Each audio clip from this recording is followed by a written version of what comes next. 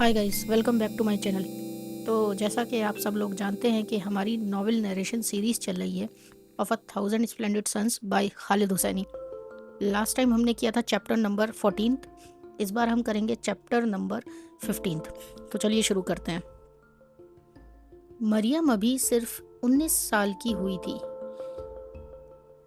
लेकिन अफ़गानिस्तान में कुछ ऐसा होने वाला था जो सिर्फ उसकी ज़िंदगी नहीं बल्कि पूरे मुल्क की हिस्ट्री बदलने वाला था। 17 अप्रैल 1978 को मीर अकबर खैबर नाम का एक आदमी की लाश मिली। उसका कत्ल कर दिया गया था।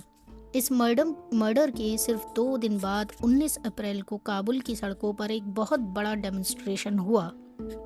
मरियम अपने घर की खिड़की से बाहर देख रही थी। मोहल्ले के लगभग सभी लोग सड़कों पर निकल आए थे। लोग ग्रुप्स में खड़े होकर एक्साइटेडली बातें कर रहे थे। हर तरफ पॉलिटिकल डिस्कशन हो रही थी। कुछ लोगों के हाथ में ट्रांजिस्टर रेडियोस थे जिन्हें वो अपने कानों से लगाकर न्यूज़ सुन रहे थे। मरियम के लिए ये सब एक अजीब सा मंजर था। उसी भीड़ में उसने फरीबा को देखा। फरीबा अपने घर की दीवार से टेक लगाकर एक औरत से बात कर रही थी। फरीबा के चेहरे पर मुस्कुराहट थी और उसके दोनों हाथ उसके प्रेग्नेंट बेली पर थे। ये देखकर मरियम के अंदर शायद एक अजीब सी फीलिंग जागी होगी, क्योंकि फरीबा के पास वो चीज़ थी जिसके लिए मरियम ने कभी दिल से तमन्ना की थी, अपना बच्चा। फरीबा जिस औरत से बात कर रही थी, मरियम उसका नाम नहीं जानती थी। वो फरीबा से उम्र में कुछ बड़ी लग रही थी और उसके बालों में एक अजीब सा पर्पल टिंट था। उस औरत के साथ एक छोटा सा लड़का भी था। मरियम ने उस लड़के को देखा और उसका नाम पहचान लिया, तारिक।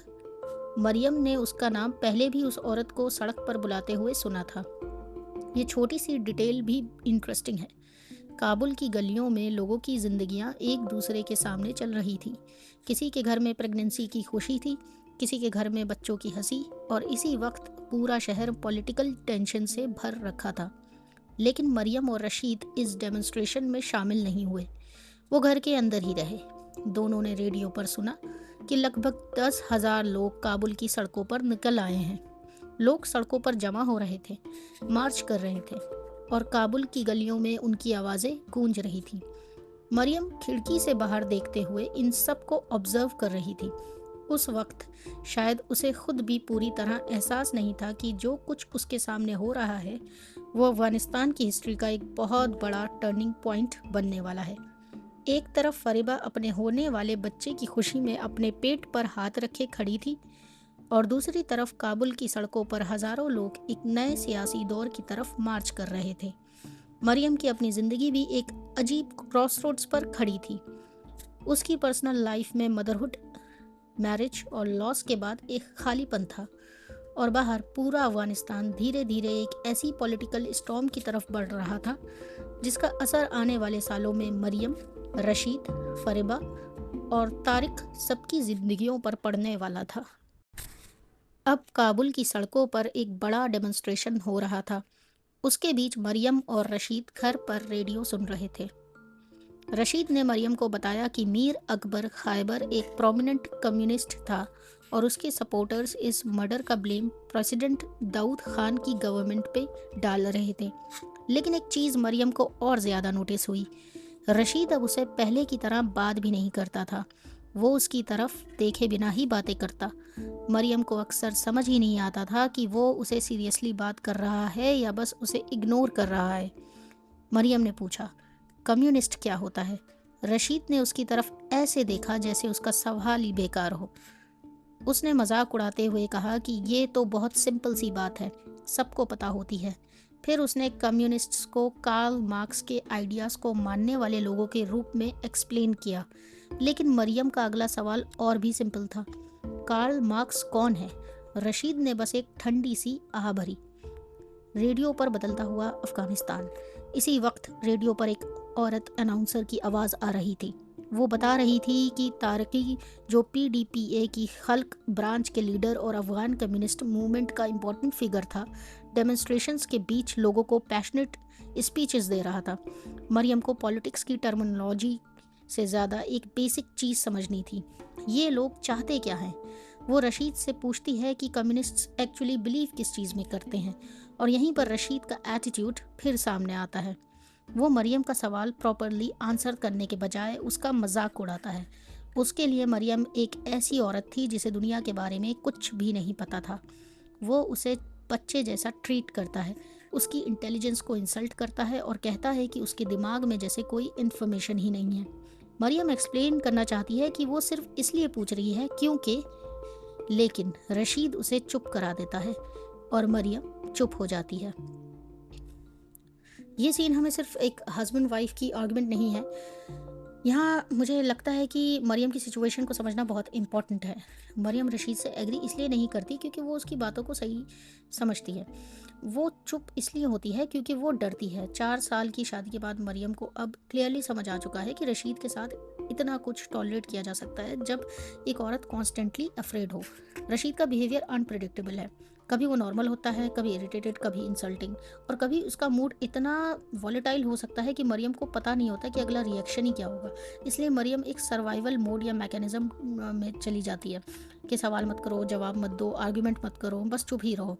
और सबसे पेनफुल बात यह है कि मरियम को अब अपनी लाइफ का ये रियलिटी एक्सेप्ट करनी पड़ रही है। वो रशीद के साथ सिर्फ शादी में नहीं बल्कि एक डर में भी रह रही है। और इसी वक्त जब अफगानिस्तान की सड़कों पर लोग फ्रीडम, पॉलिटिक्स और बदलाव की बातें कर रहे हैं, मरियम अपने ही घर के अंदर एक अलग तरह की कैप्टिविटी एक्सपीरियंस कर रही है। बाहर पूरा मुल्क बदलने की तरफ बढ़ रहा है और अंदर ही अंदर मरियम अपनी आवाज़ बचाने की कोशिश कर रही है। रशीद का गुस्सा अक्सर बातों तक नहीं रुकता था, छोटी छोटी बातें भी कन्फ्रंट्रेशन में बदल जाती थी, और कभी कभी वो पंचेस, स्लैप्स और किक्स तक पहुंच जाता था, मतलब मारने पीटने पर उतर आता था। बाद में वो माफ़ी मांग लेता, एक्सक्यूजेस देता, लेकिन मरियम के लिए वो डर फिर भी वहीं रहता। 4 साल और 6 और डिसअपॉइंटमेंट्स। बाथ हाउस वाले इंसिडेंट को अब 4 साल बीत चुके थे, लेकिन उसके बाद मरियम की ज़िंदगी में एक और पेनफुल साइकिल शुरू हो गई थी। उम्मीद होती, फिर प्रेगनेंसी होती, फिर डॉक्टर के पास जाना, और फिर एक और डिसअपॉइंटमेंट। हमाम के बाद 6 और प्रेगनेंसीज मिस कैरी हो चुकी थी।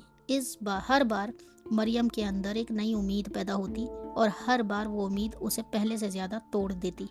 और हर मिसकैरेज के साथ रशीद भी मरियम से और ज़्यादा दूर और रिजेंटफुल होता गया। अब मरियम को लगने लगा था कि वो जो कुछ भी करे रशीद को खुश नहीं कर सकती।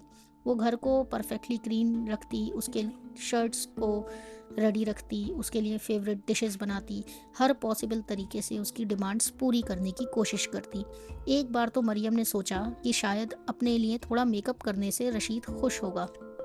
उसने मेकअप खरीदा और पहनकर उसके सामने आई, लेकिन रशीद ने बस एक नज़र देखी और उसके एक्सप्रेशन से मरियम समझ गई कि उसे ये बिल्कुल पसंद नहीं आया। मरियम बाथरूम में भाग गई और सोप और पानी से मेकअप पूरा थोड़ दिया।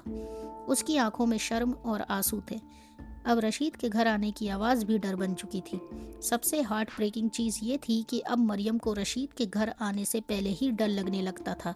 शाम होती और फिर बाहर से की रैटलिंग सुनाई देती, दरवाज़ा खुलने की आवाज़, और मरियम का दिल जोर से धड़कने लगता।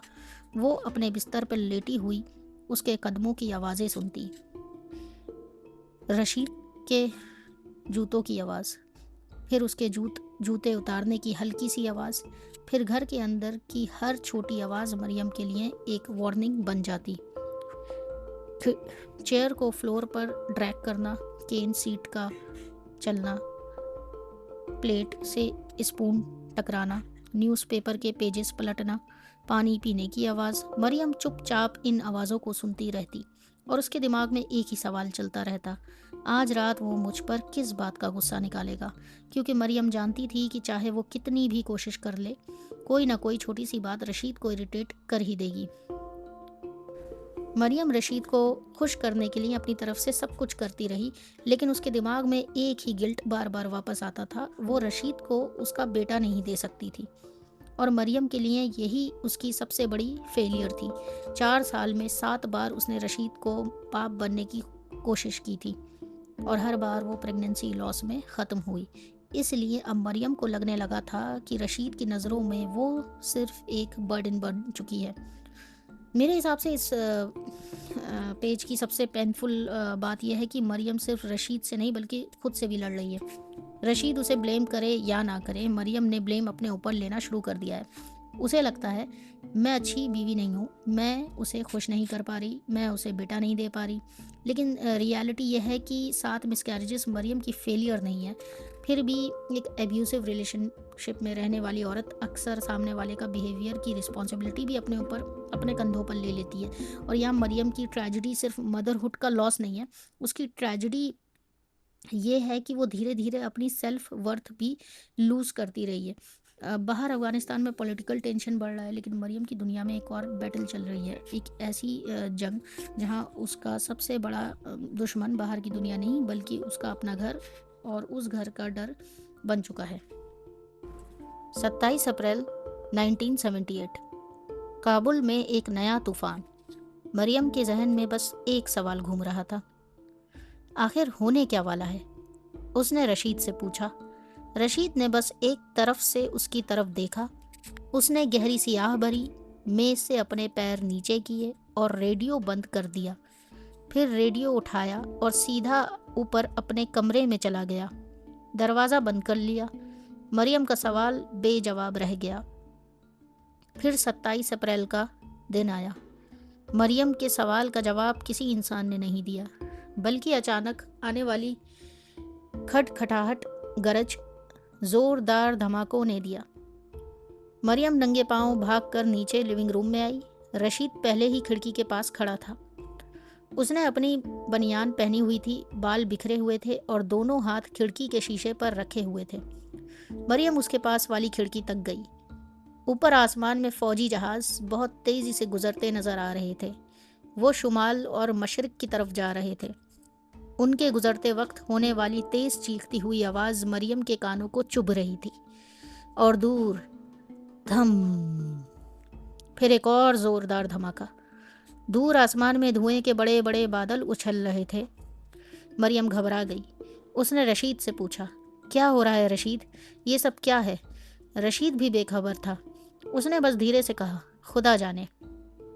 उसने रेडियो से कोई खबर नहीं मिली, सिर्फ शोर और खरखराहट आ रही थी।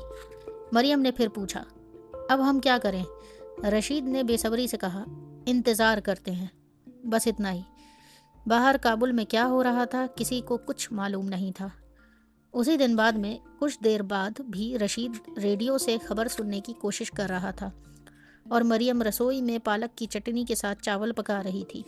कभी मरियम ने रशीद को खाने के लिए बनाना पसंद था, कभी वो खुशी से उसके लिए खाना बनाया करती थी, लेकिन अब ऐसा नहीं था। अब रशीद के लिए खाना बनाना उसके लिए बेचैनी का सबब बन गया था। उसके जहन में हमेशा एक खौफ रहता, पता नहीं आज उसे खाना पसंद आएगा या नहीं।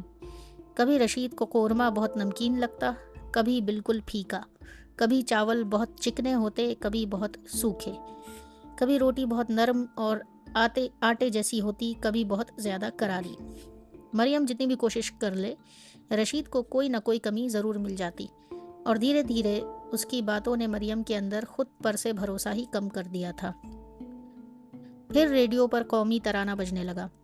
जब मरियम रशीद के लिए खाना लेकर आई, रेडियो पर अफ़गानिस्तान का कौमी तराना बज रहा था। बाहर मुल्क में क्या हो रहा है इसका जवाब अभी भी मरियम के पास नहीं था, लेकिन हवा में एक अजीब सी बेचैनी थी। कुछ बहुत बड़ा बदल रहा है।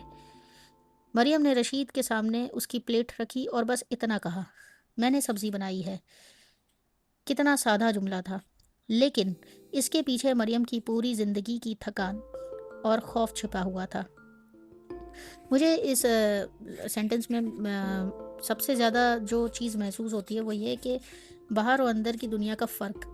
बाहर काबुल में प्लेन्स उड़ रहे थे, धमाके हो रहे थे, धुआं आसमान में उठ रहा था, एक पूरा मुल्क एक बड़े सियासी बदलाव के दरवाजे पर खड़ा है। लेकिन मरियम के लिए डर कोई एक नई चीज़ नहीं थी। वो तो पहले से ही रशीद के बदलते मिजाज, गुस्से और हर वक्त की तनकीद से साए में जी रही थी। लेकिन बाहर के धमाके अचानक शुरू हुए हैं, मगर मरियम के अंदर का डर सालों से पल रहा था।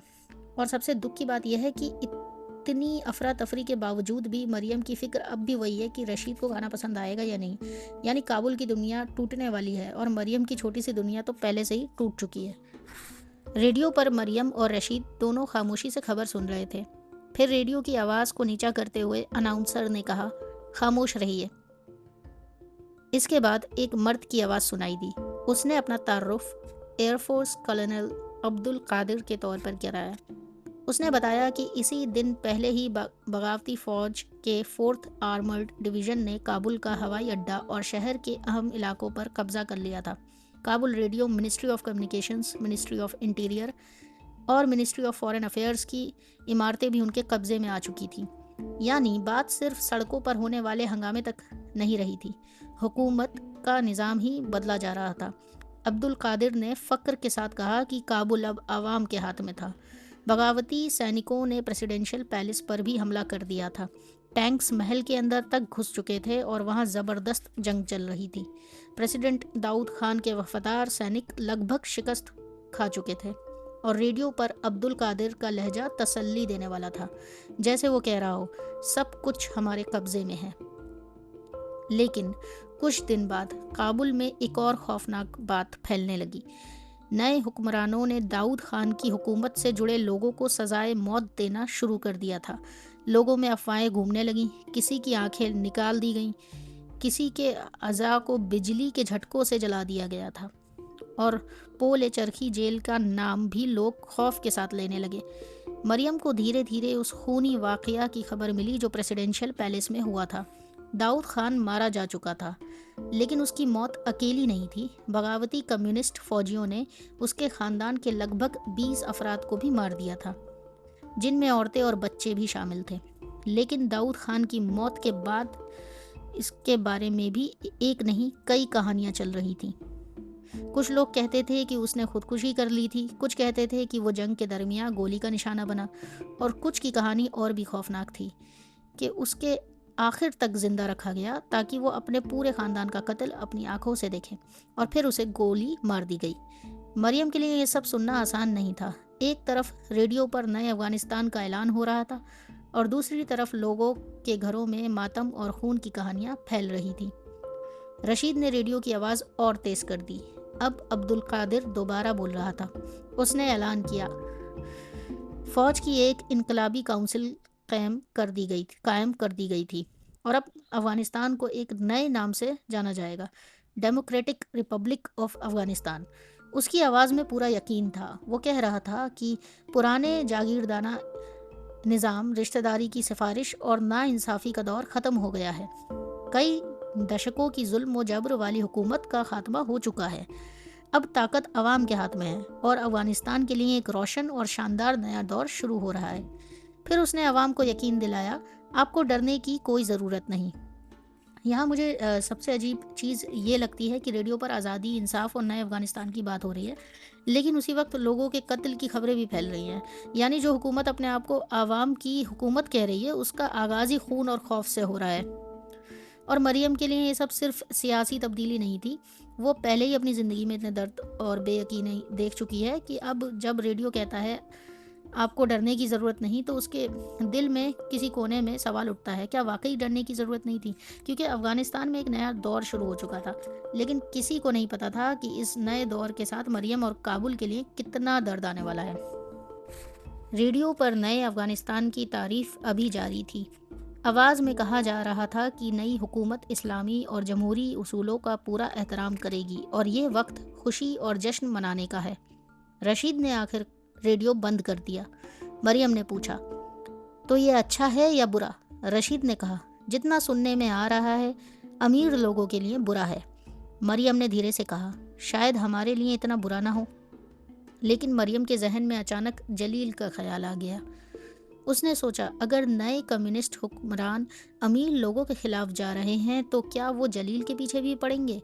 क्या उसे गिरफ्तार कर लेंगे? क्या उसके बेटों को भी जेल में डाल दिया जाएगा? क्या उसकी दुकानें और जायदाद उससे छीन ली जाएंगी? मरियम के दिल में एक अजीब सी उलझन थी। जलील उसकी ज़िंदगी का वो शख्स था जिसने उसे कभी अपनी बेटी की तरह पूरी जगह नहीं दी थी, लेकिन फिर भी तो वो उसका बाप ही था। तभी रशीद ने चावल की तरफ देखकर पूछा, ये गरम है? मरियम ने जवाब दिया, अभी बर्तन से निकाला है। रशीद ने बस एक हल्की सी हाँ की और उसे कहा कि प्लेट उसकी तरफ बढ़ा दे। और उसी वक्त कुछ ही दूर गली के दूसरे घर में फरीबा अपने बिस्तर पर थकी हुई लेटी थी। रात अचानक सुर्ख और पीली रोशनी की चमक से जगमगाने लगी थी। फरीबा इतनी थक चुकी थी कि मुश्किल से अपनी कोहनियों के सहारे उठ पाई। उसके बाल पसीने से चिपक गए थे और उसके होठों के किनारे पर पसीने की बूंदें ठहर रही थी। उसके पास बुजुर्ग दाई वजमा बैठी थी और फरीबा का शौहर और उसके बेटे उसके आसपास जमा थे। उसके हाथों में एक नन्ही सी बच्ची थी। सब उस बच्ची को हैरत और खुशी से देख रहे थे। उसके हल्के रंग के बाल, उसके गुलाबी गाल, उसके छोटे छोटे गुलाब की पंखुड़ियों जैसे होठ और उसकी आंखों के पीछे हिलती हुई जड़ें, जेठ के पत्थर जैसी सब्ज आंखें। फिर बच्ची ने पहली बार आवाज़ निकाली। पहले वो आवाज़ बिल्ली के बच्चे की तरह हल्की सी म्याऊं जैसी थी और फिर अचानक वो एक मजबूत, सेहतमंद, जोरदार चीख में बदल गई। सबके चेहरों पर मुस्कुराहट आ गई। नूर ने खुशी से कहा कि उसकी आंखें तो बिल्कुल कीमती नगीनों जैसी हैं। और अहमद, जो घर का सबसे ज़्यादा दीनदार शख्स था, उसने अपनी नन्ही बहन के कान में अजान पढ़ी। फिर उसके चेहरे की तरफ 3 बार फूंक मारी। ये एक नई जिंदगी का घर में आने का लम्हा था। हाकिम ने बच्ची को प्यार से उछलते हुए पूछा, तो फिर लैला? फरीबा ने थकी हुई लेकिन खुश मुस्कुराहट के साथ कहा, लैला। और फिर उसने कहा, रात की खूबसूरती बिल्कुल ठीक नाम है। मुझे यहाँ सबसे खूबसूरत बात यह लगती है कि एक तरफ अफ़गानिस्तान की सियासत बदल रही है, हुकूमत गिर रही है, नई हुकूमत आ रही है, लोगों के जहन में डर और सवाल भी हैं, और दूसरी तरफ इसी अशांति के बीच एक बच्ची दुनिया में जन्म ले रही है। उसका नाम लैला रखा जाता है, यानी रात की खूबसूरती।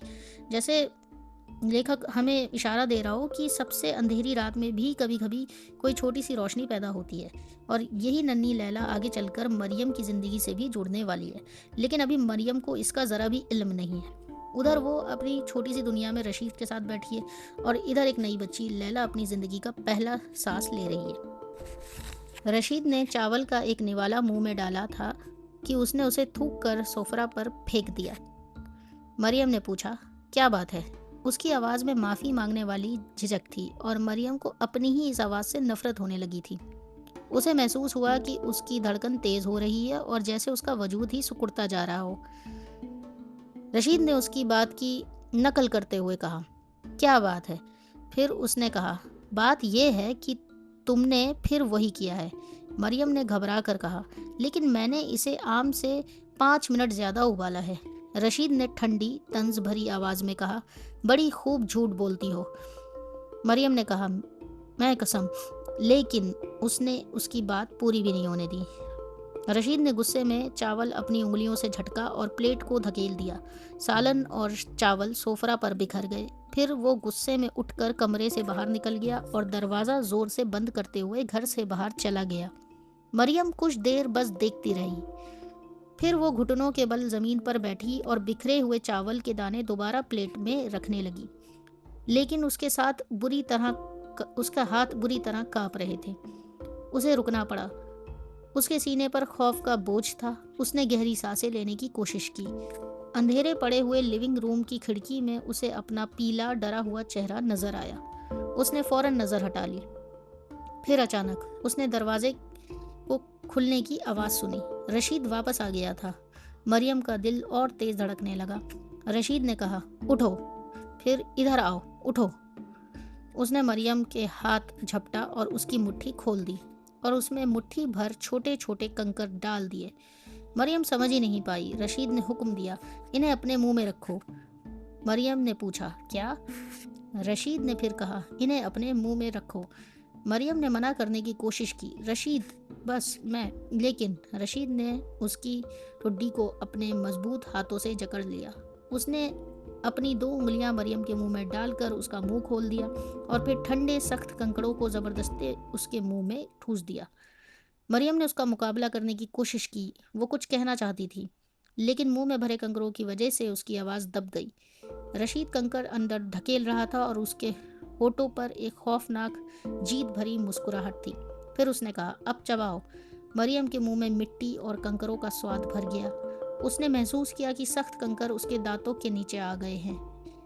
इस सीन में सबसे तकलीफदेह बात सिर्फ रशीद का गुस्सा नहीं है। बात यह है कि मरियम हर बार खुद को समझाती है कि शायद अगर वो और अच्छी बीवी बन जाए तो शायद खाना बेहतर बना ले या घर साफ रखे, रशीद की हर बात मान ले तो शायद सब ठीक हो जाएगा। लेकिन यहाँ रशीद का रवैया साफ दिखा देता है कि मसला मरियम के खाने में नहीं है, मसला उसके रवैये और ताकत के गलत इस्तेमाल में है। मरियम का खौफ इतना गहरा हो चुका है कि रशीद के घर लौटने की आवाज़, उसके कदमों की आहट, हत्ता कि छोटी छोटी चीज़ें भी उसके लिए उसका दिल धड़कना बढ़ा देती हैं। और अब वो कंकड़ सिर्फ कंकड़ नहीं है, वो रशीद की ज़बरदस्ती, उसकी बेइज्जती और मरियम की बेबसी की एक बहुत कड़वी तस्वीर बन जाते हैं। मरियम ने रशीद की ज़बरदस्ती के आगे हार मान ली थी। उसके मुंह में कंकड़ भरे हुए थे।